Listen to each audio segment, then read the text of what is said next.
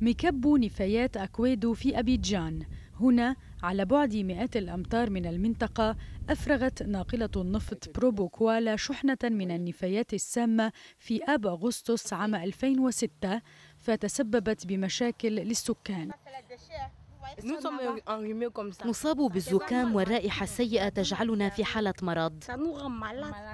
اليوم يقول الناس أنهم ما زالوا يشعرون بنتائج هذه الكارثة.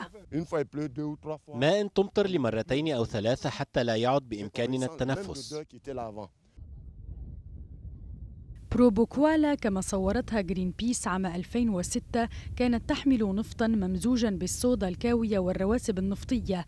الشحنة كانت تخص شركة ترافيغورا، وهي شركة عملاقة تتخذ من سويسرا وهولندا مقرين لها. الشركة اعتادت أن تزود أسواقا في أفريقيا وإيران بنفط ذي نوعية متدنية، ومنذ صيف 2006 تم تكليف شركة محلية بتصريف شحنة الرواسب النفطية على متن بروبوكوالا.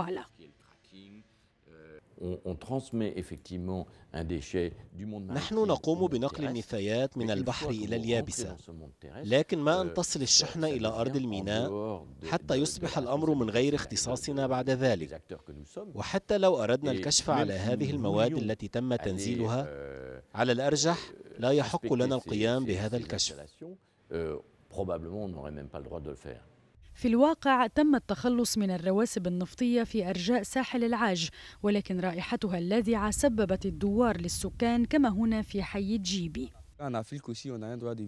في أفريقيا أيضا لدينا الحق بأن نعيش، وفي أفريقيا أيضا لا يجب أن نعيش مع نفايات سامة. من العار أن الناس لا تفهم هذا. سنحارب بكل قوتنا لتصحيح هذا الوضع وحتى لا يتكرر مرة أخرى.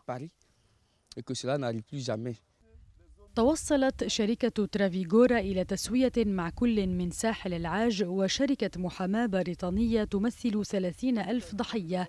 الشركة تأمل أن يغلق هذا الملف، لكن القصة لم تنتهي بعد، فالسنة المقبلة قد يتم رفع شكوى ضد الاتحاد الأوروبي الذي سمح لهذه السفينة ونفايتها أن تذهب إلى أفريقيا وتتسبب بهذه الكارثة البيئية.